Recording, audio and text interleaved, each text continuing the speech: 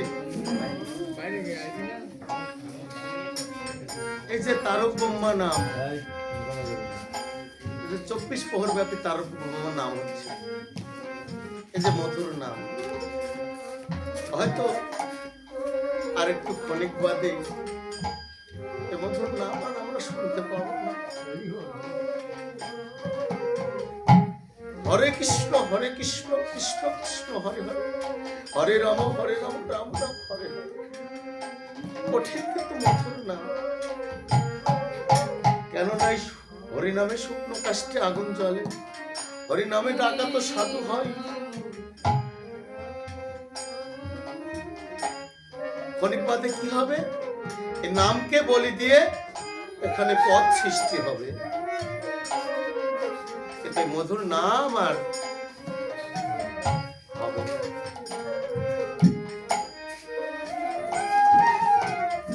তাই আমার রাধারানী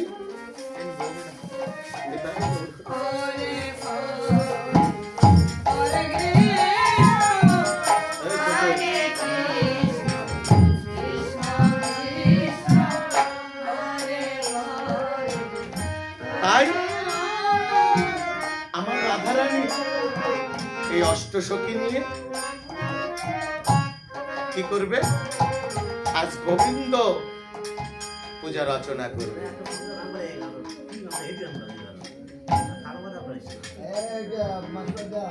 আজ এখানে আমার রাধারানী গোবিন্দ পূজা রচনা করবে। তার বহুত দিনের মনের বাসনা যে আমি গৌরী গোবিন্দ চরণ পাবো। সবার মনের বাসনা, শুধু রাধারানীর নয়। এই কুঞ্জবনে যত ঘাস লতা পাতা, যত পশু পাখি আছে, তাদের সবার মনের বাসনা আমরা গোবিন্দ পূজা রচনা করি।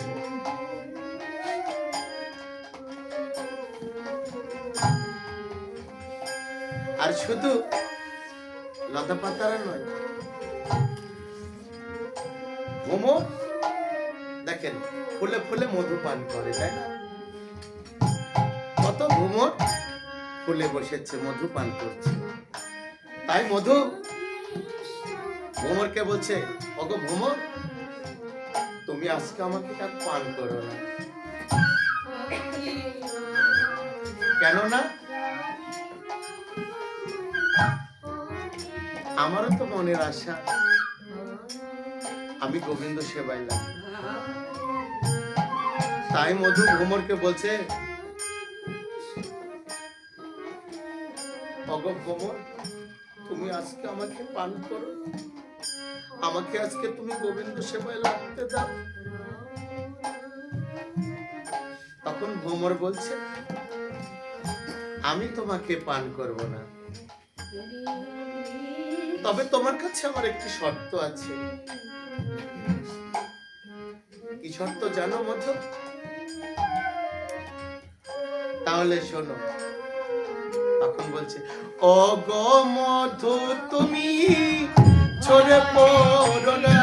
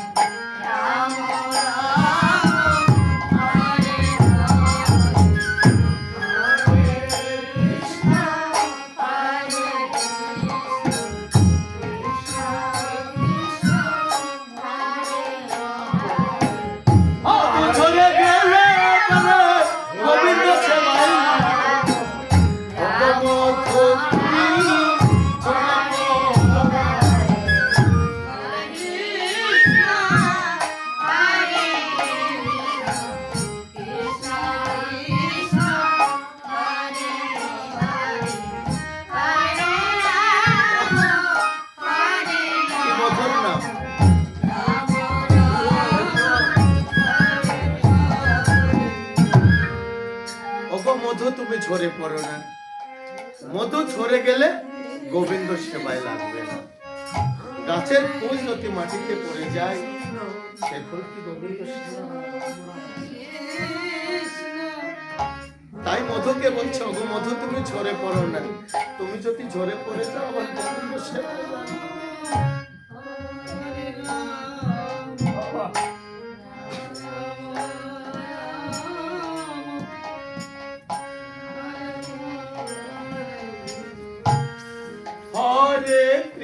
কৃষ্ণ হরে কৃষ্ণ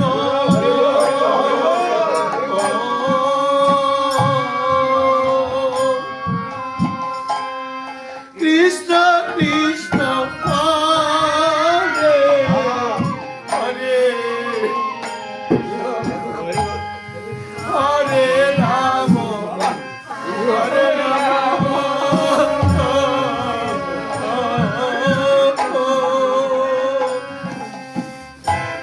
রাম রাম হরে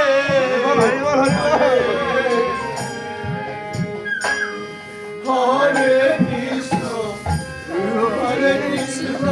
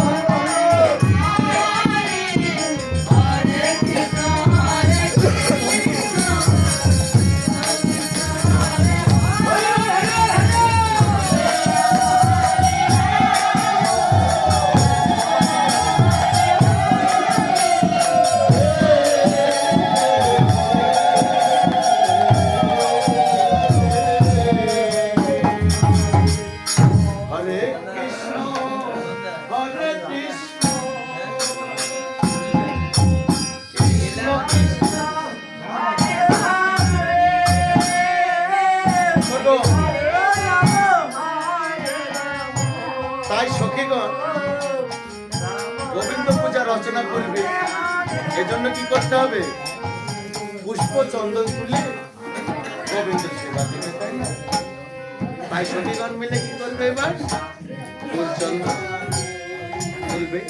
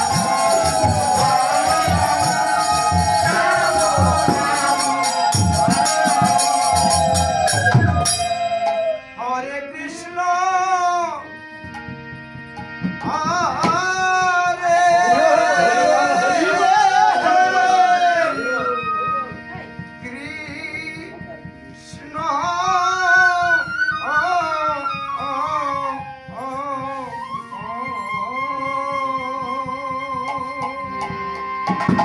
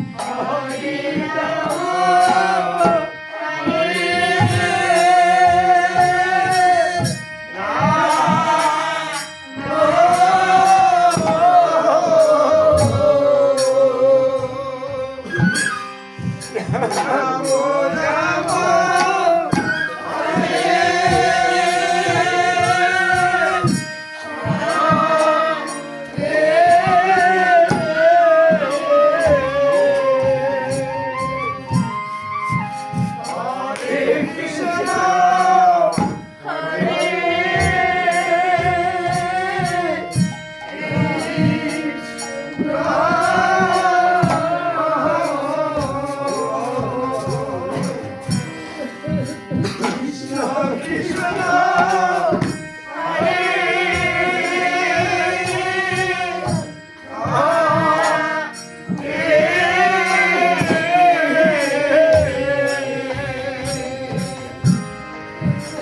হরে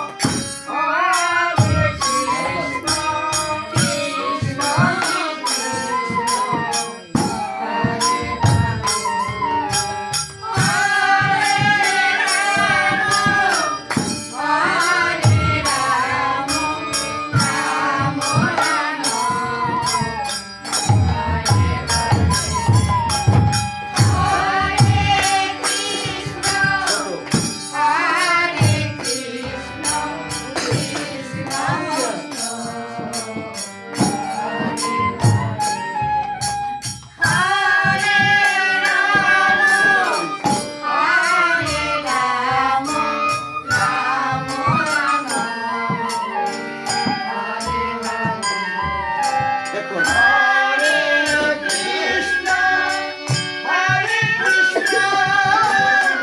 কৃষ্ণ কৃষ্ণ হরে হরে তার সখীগণ মিলে কি করছে? হরে রাম গোবিন্দ খেলা পড়াবে বলে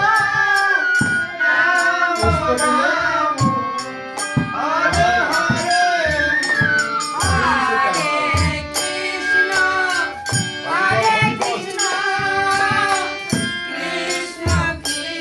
ছোট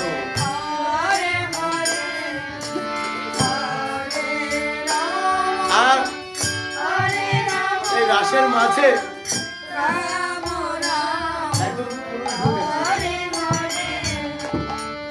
হরে পুরুষের নামটা জানা আছে? ভোলানাথ। হরে কৃষ্ণ হ্যাঁ?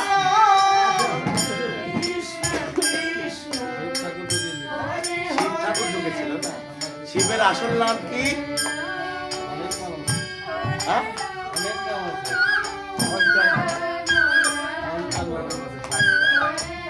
কেউ বলে শিব, কেউ বলে কি তারকনাথ, কেউ বলে ভোলানাথ,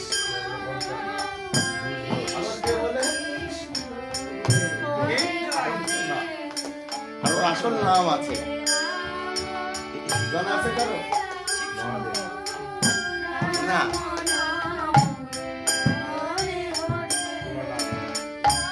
তার আসল নাম হচ্ছে মৃত্যুঞ্জয়।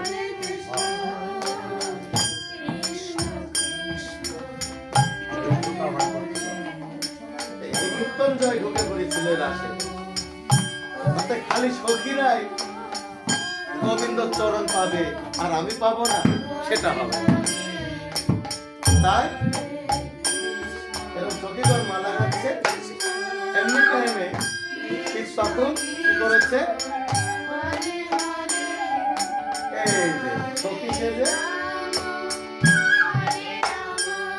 তখন ও তো আর কিছু জানে না, মেয়েদের মতো আর মালা গাঁথতেও পারে না, ফুল ধরতে পারে না, তাই ঘুমটা দিয়ে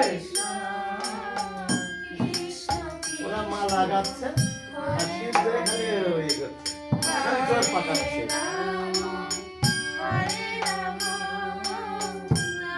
তখন ভগবান তো অন্তর্যামী, তাই না? তখন বলছে আমার এই রসের এই রস আস্বাদনে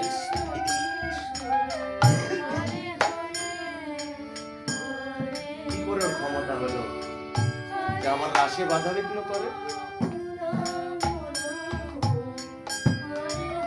তখন শিবের জটা আছে দেখতে পাইছেন তো, তাই না? তখন সব সখীগণ মিলে সেই জটা শিবকে ধরেছে, ধরে মাঝখানে ধরে খালি জট ধরে পাকায়। এটাই কিন্তু রাস।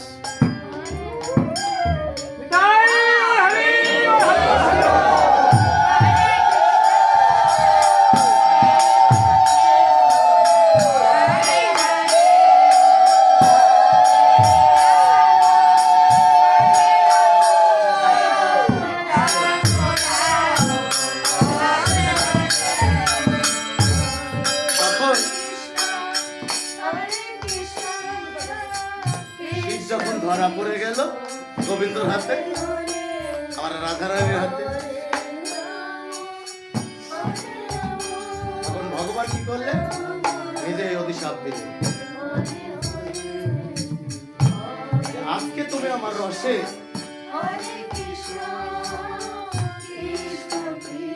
পা দিয়েছ,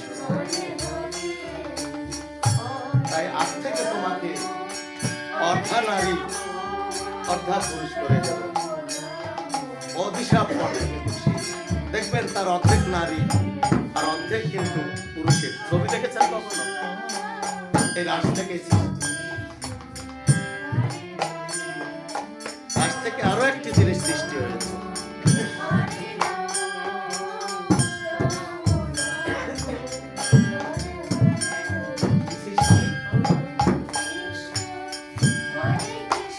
তখন এই মৃত্যুঞ্জয় বললেন, আমি যখন গোবিন্দর চরণী পাবো না, তাহলে পুরুষ হয়ে জন্মানোটাই আমার ভুল। আমি দেবাদির দেব, মহাদেব।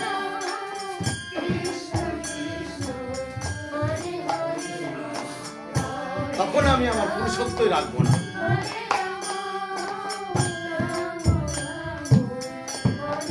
নিজের পুরুত সত্য ছিদন করে হিমালয়ে ছুড়ে মারবে। আমরা কিন্তু সবাই না, এই যে কীর্তন করি, এই যে যখন ধুতিটা করি না, আমরা কিন্তু সবাই না, পুরুষ কিন্তু একটা।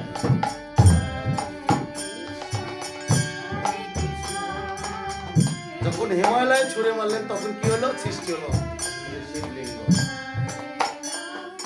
সেই সূত্রে আমরা শিবের মাথায় কি জল ঢেলে, এর রাশ থেকে কিন্তু শিবলিঙ্গ সৃষ্টি।